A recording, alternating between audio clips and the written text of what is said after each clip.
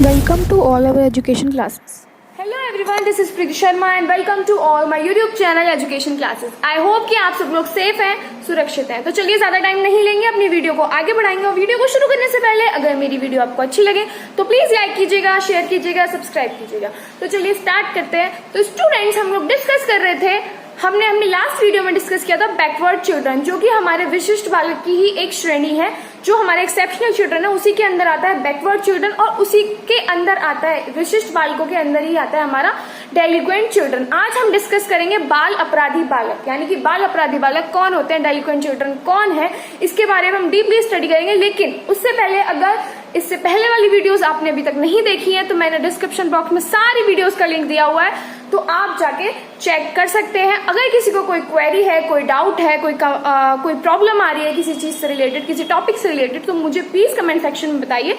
और टेलीग्राम पे मैं आपको उसकी पीडीएफ, अगर किसी को चाहिए या कोई भी इन्फॉर्मेशन चाहिए तो मैं टेलीग्राम पे आपको शेयर कर दूंगी। तो टेलीग्राम लिंक भी मैंने डिस्क्रिप्शन बॉक्स में दिया हुआ है, तो प्लीज चेक इट आउट। तो स्टूडेंट्स, हम लोग डिस्कस करेंगे आज डेलिक्वेंट चिल्ड्रन। हम पढ़ रहे थे अपना subject growing up as a learner, यानी कि अधिगमकर्ता के रूप में विकास की first unit psychology and learner, यानी कि मनोविज्ञान और अधिगमकर्ता। इसमें बहुत से टॉपिक्स हमने क्लियर करे हैं। आज हम क्लियर करेंगे अपना डेलिक्वेंट चिल्ड्रन, यानी कि बाल अपराधी बालक कौन है। बाल अपराधी बालक वो है जिसके अनुरूप कोई कार्य नहीं होता है और उसके अंदर जब हीन भावना आ जाती है, जब बदले की भावना आ जाती है, तो वो एक अपराध का रूप ले लेती है। वो ऐसी ऐसी सिचुएशंस में आ जाता है कि वो कुछ गलत करने पर मजबूर हो जाता है, और जब वो कुछ गलत कर देता है तो वो आ जाता है हमारा बाल अपराध के अंदर, यानी कि वो बन जाता है बाल अपराधी।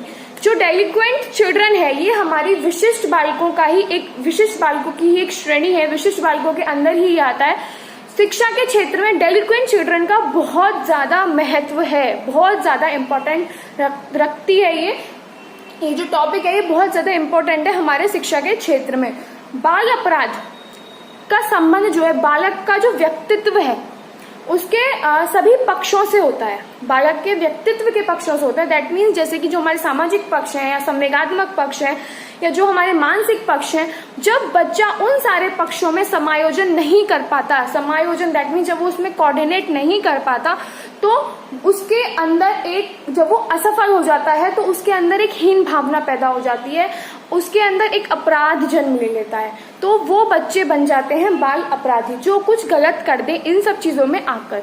मतलब जब उसके अनुरूप कोई कार्य नहीं होता है तो वो बदला लेने की सोचता है, या कोई उसका मजाक उड़ा देता है, या किसी से उसकी कोई लड़ाई हो जाती है तो उसके अंदर हीन भावना पैदा हो जाती है। वो उससे चिढ़ने लगता है और वो सोचता है कि मैं इसका अगर ऐसे कुछ कर दूं तो मैं इससे आगे बढ़ जाऊंगा। वो आगे बढ़ने के चक्कर में जो वो गलत करता है तो वो बन जाता है बाल अपराधी बालक। तो ये होते हैं हमारे बाल अपराधी बालक। अब एक बुक की लैंग्वेज में आज हम इसको पहले डिस्कस कर लेते हैं। तो पहला है हमारा इसका मीनिंग, व्हाट इज डेलिक्वेंसी।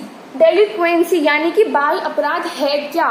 बाल अपराध का शाब्दिक अर्थ क्या बनता है। इसका शाब्दिक अर्थ है सामान्य रास्ते से भटक जाना।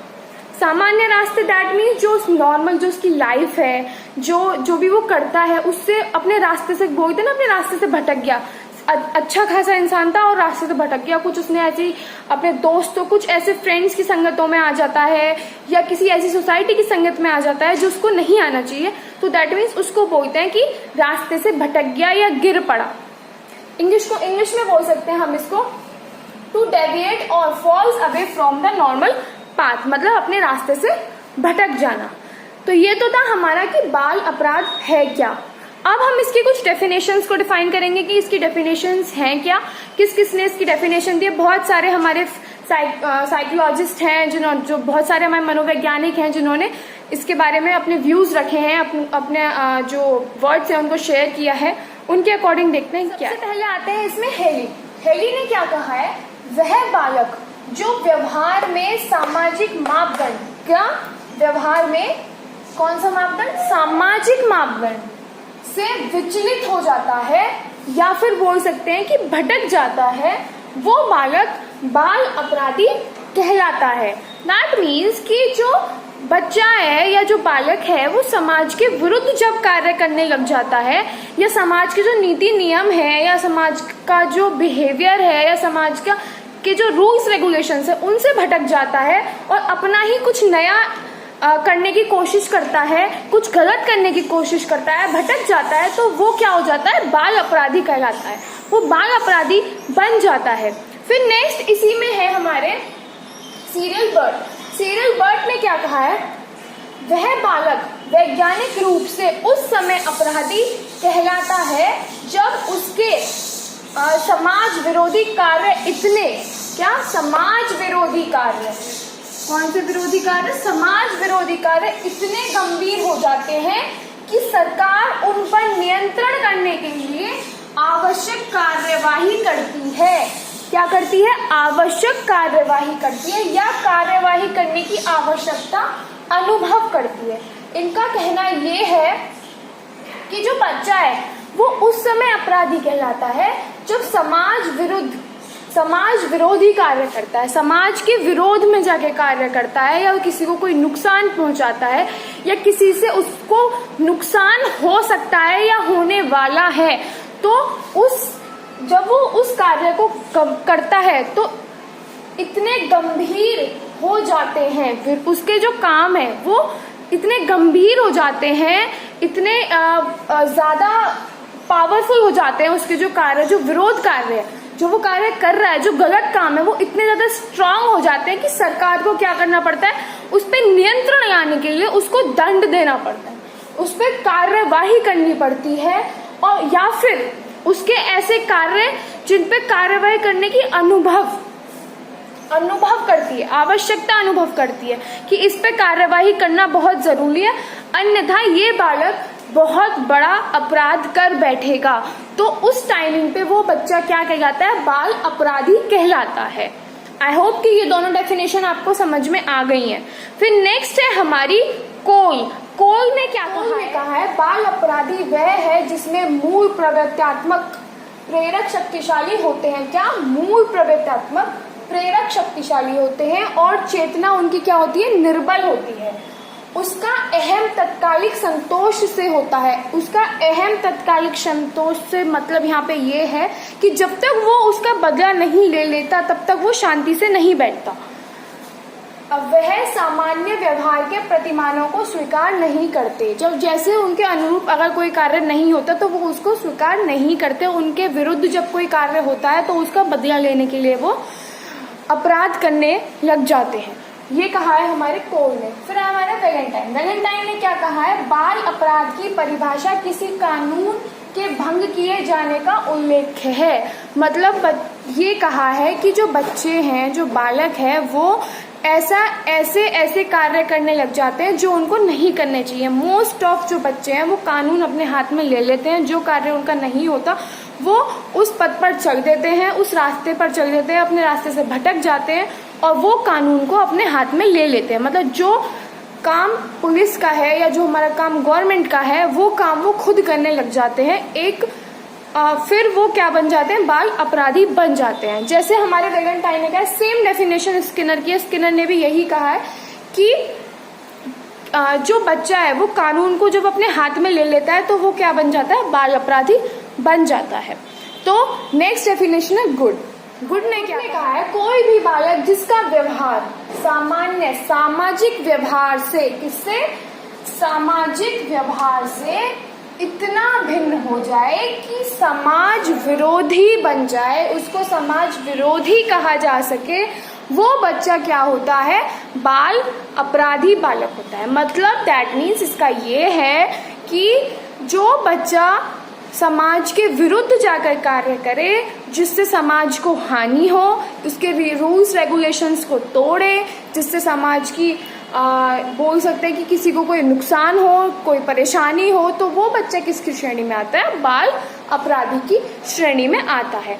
आई होप कि डेफिनेशंस आपको समझ आ गई होंगी। डेफिनेशंस के थ्रू आपको पता चल गया होगा कि बाल अपराधी आखिर में है क्या, डेलिक्वेंट चिल्ड्रन आखिर में कौन होते हैं। ये जो बच्चे होते हैं ये समाज के लिए बहुत ही ज्यादा हानिकारक होते हैं। हानिकारक दैट मीन्स ये ऐसे बच्चे होते हैं जो समाज को नुकसान पहुंचाते हैं। उनकी जो आयु होती है, उनकी जो आयु जो सीमाएं होती है वो निर्धारित करना बहुत ही ज्यादा मुश्किल है। तो इनको किशोर अपराधी भी हम लोग कह सकते हैं। किशोर अपराधी कौन होते हैं? जो चोरी करते हैं, जुआ खेलते हैं, जेब कतरी जो होते हैं, जो जेब काटते रहते हैं। इससे क्या होता है, हमारी संपत्ति का क्या होता है, नुकसान करते हैं। ये सब किसकी श्रेणी में होते हैं? ये अपराध सम्मिलित होते हैं बहुत ज्यादा। ये जो किशोर अवस्था में जो अपराध जो बच्चे करते हैं वो मोस्ट ऑफ इसी तरह के अपराध होते हैं। तो ये किसकी श्रेणी में आ जाते हैं? ये हमारे अपराध की श्रेणी में आते हैं। इन्हीं को हम क्या बोल देते हैं? बाल अपराधी बालक। अब इसके हम बात करते हैं, अब इसके कॉजेज क्या है, मतलब क्या कारण है बाल अपराध। करेंगे इसके कॉजेज की, कि कॉजेज ऑफ डेलिक्वेंसी, यानी कि जो हमारे बाल अपराध है उसके क्या कारण है, किन कारणों की वजह से जो बच्चा है वो अपराधी बन जाता है, उसको बाल अपराधी का नाम दे दिया जाता है। तो फर्स्ट है हमारा हेरिडिटी। हेरिडिटी कॉज, या बोल सकते हैं हेरिडिटी वंशानुक्रम संबंधी कारण। वंशानुक्रम से आपको समझ आ जाता है कि वंश से मतलब हमारे जो पूर्वजों से हमें मिला हुआ है। अब बच्चा तो छोटा होता है, जन्म से उसे थोड़ी ना पता होता है कि वो सही है या गलत है, या कौन सा अपराध है कौन सा अपराध नहीं है। तो जो हमारे डोडले हैं उन्होंने एक स्टडी की थी, उन्होंने एक अध्ययन किया था एक फैमिली पे, जो कि ड्यूक नाम है उसका, फैमिली का ड्यूक नाम है। उस ड्यूक फैमिली पे उन्होंने अध्ययन किया और उन्होंने ये पाया कि वंशानुक्रम जो है, वंशानुगत जो है, जो हेरिडिटी है, वो भी एक कारण है बच्चे के बाल अपराधी होने का। लेकिन इसको हमारे जो कुछ मनोवैज्ञानिक हैं उन्होंने इसको निग्लेक्ट किया। उन्होंने बोला कि नहीं, वंशानुक्रम कारण नहीं हो सकता बच्चे के बाल अपराध होने का, लेकिन हाँ उसके जो आसपास का वातावरण है वो हो सकता है, उसकी वजह से बच्चा क्या हो सकता है, बाल अपराधी हो सकता है। और वो जो कुछ मनोवैज्ञानिक थे जिन्होंने उनके अध्ययन को मतलब उनके जो डोडले हैं हमारे, उनके अध्ययन को मना कर दिया था कि नहीं ये गलत है, ऐसा नहीं है कि सिर्फ वंशानुगत जो हमारे जो पूर्वज है उन्हीं से बच्चा बाल अपराधी हो सकता है। लेकिन नहीं, ये कुछ लोगों की जो हमारे आसपास का जो वातावरण है उसकी वजह से भी बच्चा बाल अपराधी बन सकता है। उसमें हमारे थे सीरियल बर्ट थे, हमारे विलियम हेली थे और विंगफील्ड थे। इन्होंने कहा था कि नहीं, बच्चा आसपास के लोगों से, वातावरण की वजह से बाल अपराधी बनता है, ना कि वंशानुगत क्रम से, यानी कि हेरिडिटी कॉज भी है थोड़ा बहुत, लेकिन सबसे जो मोस्ट इम्पोर्टेंट है वो है आसपास का उसका वातावरण। तो ये तो था हमारा इसका हेरिडिटी कॉज। ठीक है, अब नेक्स्ट आते हैं हमारे एनवायरमेंटल कॉज, यानी कि वातावरण में जो संबंधित कारण है। वातावरण में ऐसे कौन कौन से कारण है जिसकी वजह से बच्चा बाल अपराध करने पर मजबूर हो जाता है। तो फर्स्टली हमारा है इसमें मोस्ट इम्पॉर्टेंट होम एनवायरनमेंट, घर का वातावरण। सबसे पहले क्या बोलते हैं कि बच्चा घर से सीखता है।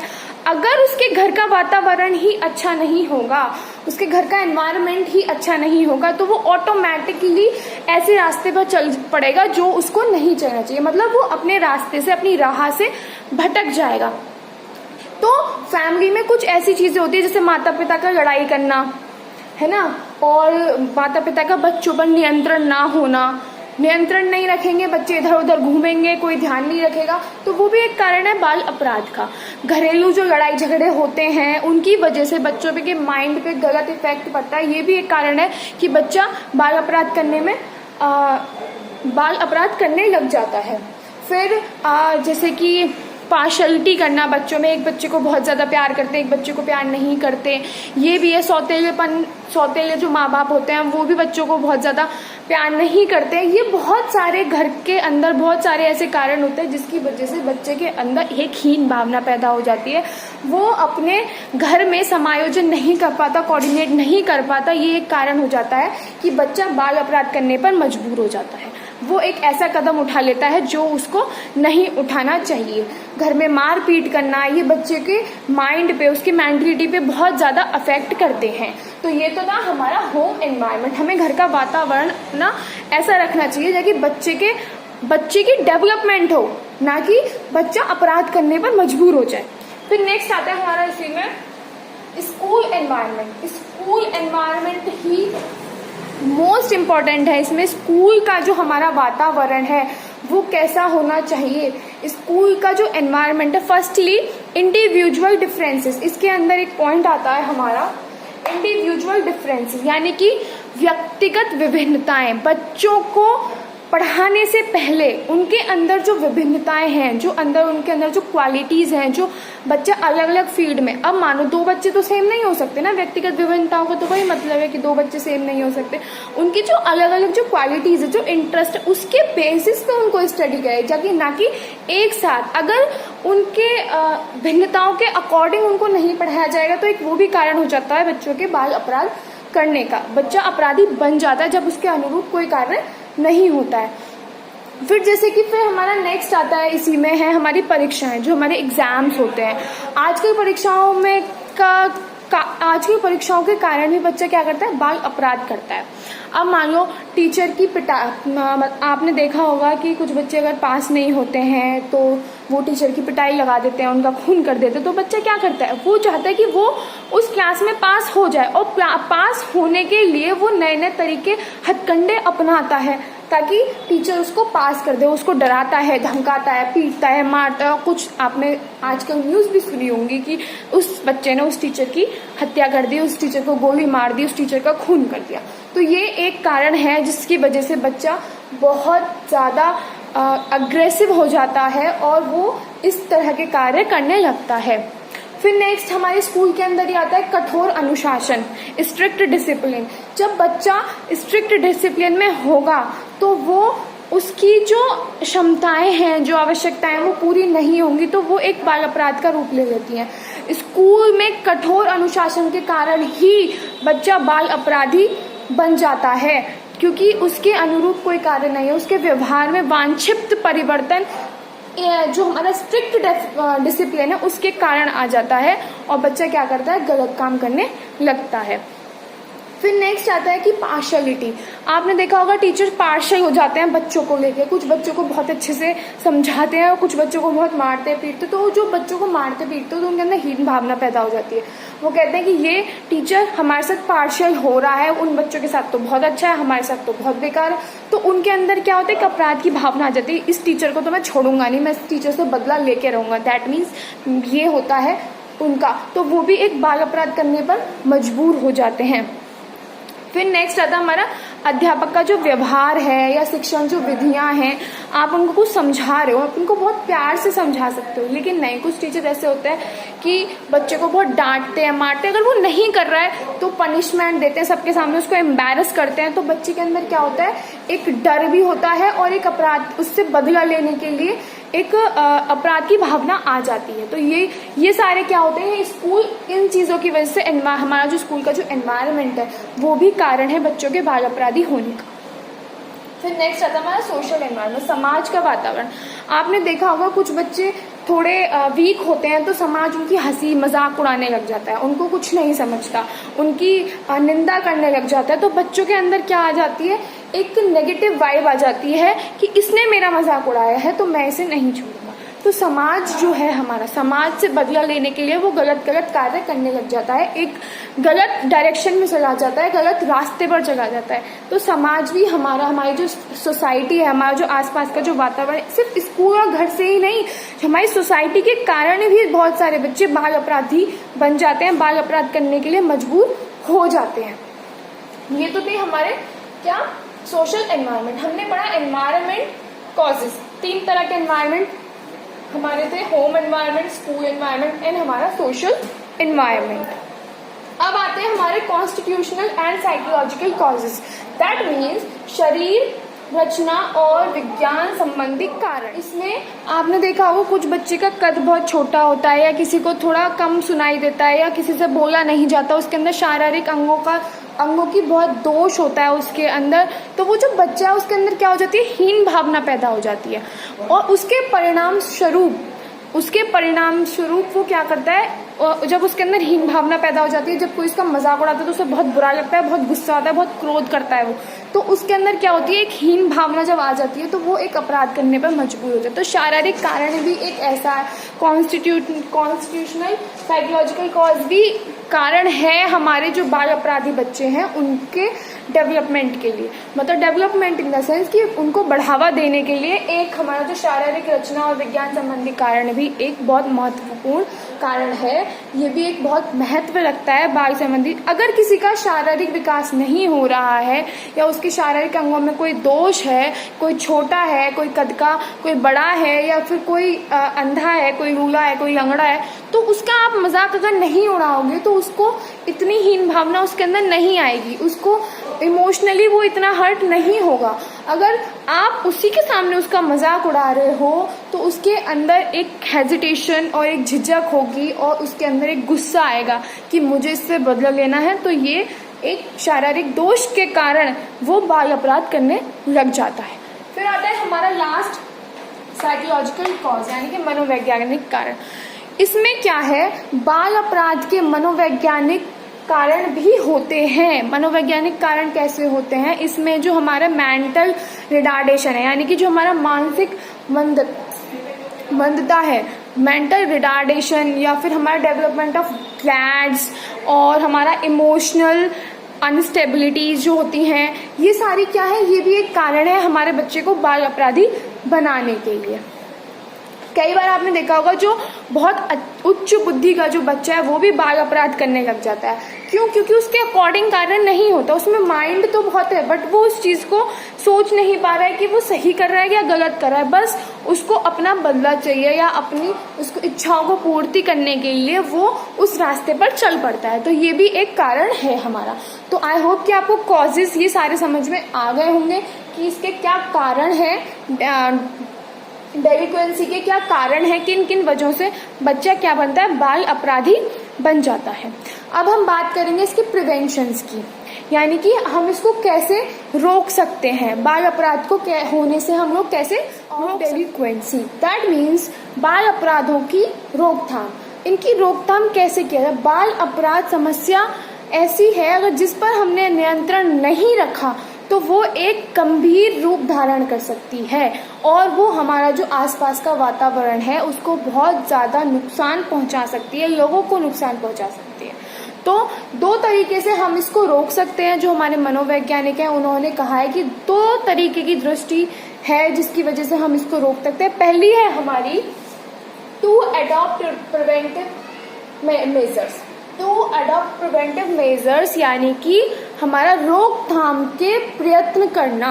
रोकथाम के प्रयत्न कौन कौन से होंगे वो हम अभी डिस्कस करेंगे। और हमारा इसमें दूसरा था टू अडॉप्ट करेक्टिव मेजर्स यानी कि दैट में सुधारात्मक पक्ष की किस किस तरह से जो हमारे बाल अपराधी हैं उनको सुधारा जा सकता है और इसमें क्या है कि बाल अपराध को कैसे रोका जा सकता है।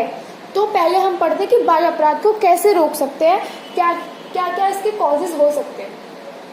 पहला है reform in a home environment. Reform in a home environment का मतलब परिवार के वातावरण में सुधार। हमारा जो परिवार का जो वातावरण होता है, हमारा जो घर का जो वातावरण होता है, मैंने आपको पहले लास्ट कॉजेज में बताया कि परिवार भी एक कारण है बच्चों के बाल अपराध करने का। अगर वो ही परिवार बच्चों को अच्छे से शिक्षा प्रदान करे, घर में लड़ाई झगड़े ना करे, घर का एनवायरनमेंट अच्छा रखे, तो बच्चा बाल अपराधी बनने से रुक सकता है। वो बाल अपराधी बनने से हम उसको रोक सकते हैं। माता पिता उसकी पढ़ाई पे अच्छे से फोकस करें, उसको नई नई चीजें सिखाएं, लड़ाई झगड़े कम करें, भेदभाव ना करें बच्चों में कि एक बच्चे को बहुत ज्यादा प्यार किया, एक बच्चे को नहीं किया। सबको इक्वली ट्रीट करें। अगर उस बच्चे को डांटा जा रहा है तो उस बच्चे को भी डांटा जा रहा है, तो उसके अंदर क्या है कि दोनों को डांटा जा रहा है। एक ये नहीं कि पक्षपात कर रहे हैं, नहीं, घर का एनवायरनमेंट ऐसा होना चाहिए जो बच्चों के अनुरूप शिक्षा प्रदान करे, बच्चों के अनुरूप। अगर उसका मन किसी चीज को करने की, उसकी आवश्यकताओं को पूरी करें, उनको प्यार से उनको समझाएं, बिठाकर उनको पक्षपात ना करें, उनके वातावरण का ध्यान रखें। घर का जो वातावरण है वो सही रहे, आपस में लड़ाई झगड़े ना, फैमिली में जैसे डिस्प्यूट्स हो जाते हैं, लड़ाई झगड़े हो जाते हैं, वो सारी चीजें बच्चों पे बहुत ज्यादा इफेक्ट करती है, वो सारी चीजें ना हो, तो जो बच्चा है वो एक अपराध करने से रुक सकता है। ये तो था हमारा होम एनवायरनमेंट। अब हम बात करते हैं जो हमारा स्कूल का जो एनवायरनमेंट है। स्कूल के एनवायरनमेंट में क्या है, जो हमारे स्कूल का एनवायरनमेंट है, जो टीचर्स होते हैं वो पक्षपात करते हैं, तो वो टीचर्स बच्चों के साथ पक्षपात ना करें, बच्चों के साथ पार्शियल ना हो। हमारा जो वातावरण है आसपास का, जो हमारे स्कूल की जो हमारी जो लाइब्रेरीज है, कुछ टीचर्स ऐसे होते हैं जो बच्चों की पिटाई लगाते हैं, वो पिटाई ना लगाकर उनको प्यार से समझाएं तो बच्चे का डेवलपमेंट हो सकता है। अगर उसको कोई समस्या है तो उसका सोल्यूशन दें, ना कि उसको डांटे, उसको धमकाएं या उसको आंखें दिखाएं। तो बच्चे के अंदर क्या आएगा, अगर उसको आंखें दिखाएंगे तो उसके अंदर एक डर भी बैठ जाएगा और एक निराशा के साथ साथ एक अपराध की भावना भी डेवलप हो जाएगी। तो वो हमें नहीं करना है। तो जो हमारे स्कूल का जो अनुशासन है वो बहुत सही होना चाहिए, ज़्यादा स्ट्रिक्ट अनुशासन भी नहीं होना चाहिए, टीचर्स को ज़्यादा स्ट्रिक्ट नहीं होना चाहिए, और ये नहीं कि ज़्यादा मारपीट कर रहे, कि स्कूल का वातावरण बच्चे के अकॉर्डिंग होना चाहिए, कि जैसे बच्चों की रुचियों के अकॉर्डिंग उसको पढ़ाया जाना चाहिए। ये नहीं जबरदस्ती का कोई सिलेबस थोपा जा रहा है, जबरदस्ती का सब्जेक्ट टॉपिक उसको समझाया जा रहा है जो उसकी समझ में नहीं आ रहा।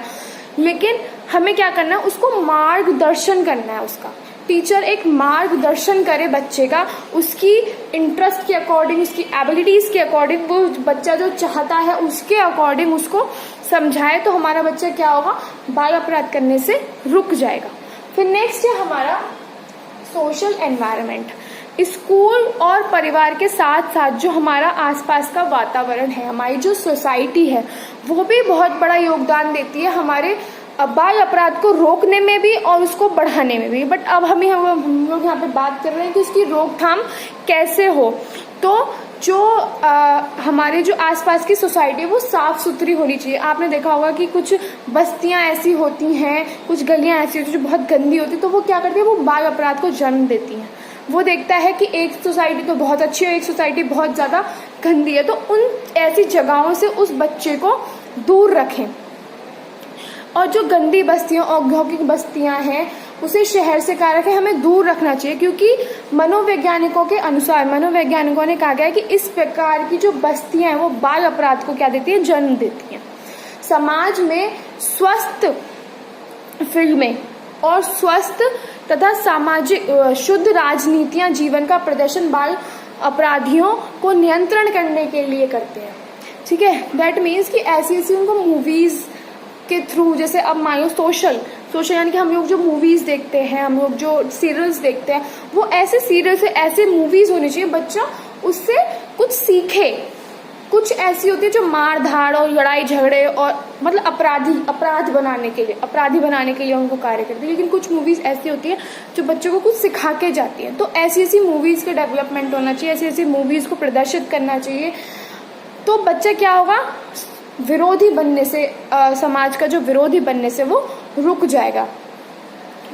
तो ये तो थे हमारे रोकथाम, यानी कि हमारे तीनों एनवायरनमेंट अगर पॉजिटिव वे में होंगे तो बच्चा कुछ भी गलत काम नहीं करेगा, बाल अपराध उसके अंदर develop to adopt corrective measures, यानी कि सुधारात्मक प्रयत्न में क्या है कि हमें जो बच्चा अपराध कर चुका है उसको कैसे सुधारा जाए, उसकी गलतियों को कैसे सुधारा जाए, कैसे उसके अंदर पॉजिटिव वाइब्स लेके आई जाए, कैसे उसको अच्छे से डेवलपमेंट उसका करे। तो पहला है इसमें साइकोलॉजिकल मेथड यानी कि मनोवैज्ञानिक विधियां। हमारी जो मनोवैज्ञानिक विधियां हैं, हमारे जो मनोवैज्ञानिक हैं, उन्होंने ये कहा है कि बच्चों को पहले जो बाल अपराधी जो बच्चे हैं उनके अपराध का पहले परीक्षण किया जाए कि किस तरह से उन्होंने वो अपराध किए हैं। तो इसके लिए उनका शारीरिक परीक्षण, मनोवैज्ञानिक परीक्षण, साक्षात्कार आदि विधियों का प्रयोग करके उनका क्या किया जाए, परीक्षण किया जाए। उसके बाद उनको सुधारने का जो कार्य है वो आरंभ किया जाए। तो हमें पता होगा कि उन्होंने क्या गलतियां की हैं, क्या रीजंस थे उनके पीछे, तो हम उसको आसानी से हम उसको सुधार सकते हैं, उसको वातावरण उसका पॉजिटिव बना सकते हैं। फिर नेक्स्ट आता है हमारा मेंटल थेरेपी में क्या है, इस विधि से बालकों के मन के जो तनाव और जो उनके जो दुविधाएं होती हैं, जो कन्फ्लिक्ट्स होते हैं, उसको अप्रत्यक्ष ढंगों से दूर किया जा सकता है। लेकिन ये बहुत ज्यादा वर्केबल नहीं होती मोस्ट ऑफ। ये एक तनाव को, एक प्रॉब्लम को इस थेरेपी के थ्रू हम एक प्रॉब्लम को तो दूर कर सकते हैं, लेकिन कुछ टाइम बाद उसके अंदर दूसरी समस्या उत्पन्न हो जाएगी। एक समस्या ठीक हो जाती है तो दूसरी तनावपूर्ण स्थिति उत्पन्न हो जाती है इसके अंदर। ठीक है, तो ये ज्यादा वर्केबल नहीं है, बट मोस्ट ऑफ हद तक ये वर्केबल है। फिर नेक्स्ट आता है हमारा psycho analytical method. Psycho analytical method में क्या है, मनोविश्लेषण विधि। मनोविश्लेषण विधि के अंदर क्या है, इसमें जो बाल अपराधी जो बालक हैं उनका जो अचेतन मन है, मतलब अनकॉन्शियस जो माइंड है, उसका विश्लेषण किया जाता है। इसमें क्या है, इनकी जो दबी हुई इच्छाएं होती हैं जिसके कारण ये बाल अपराधी बन जाते हैं, इनकी जो प्रॉब्लम्स होती हैं उनको जाना जाता है, उनका पता लगाया जाता है, उनका उपचार किया जाता है। और उनका पता लगाने के लिए इसमें बच्चे का भी क्रियाशील होना बहुत ज़्यादा ज़रूरी होता है। अगर बच्चा ही अपनी प्रॉब्लम्स को शेयर नहीं करेगा, वो नहीं बताएगा कि उसको आखिर में प्रॉब्लम है क्या, उसकी जो इच्छाएं हैं वो क्या है, तो इस विधि का कोई प्रयोग नहीं है। इस विधि का मीनिंग लेस है ये हमारे लिए, अगर बच्चा इसमें सहयोग नहीं कर रहा है। इसके अंदर बहुत ज़्यादा टाइम कंज्यूम होता है, ये टाइम कंज्यूमिंग प्रोसेस है एक तरीके से।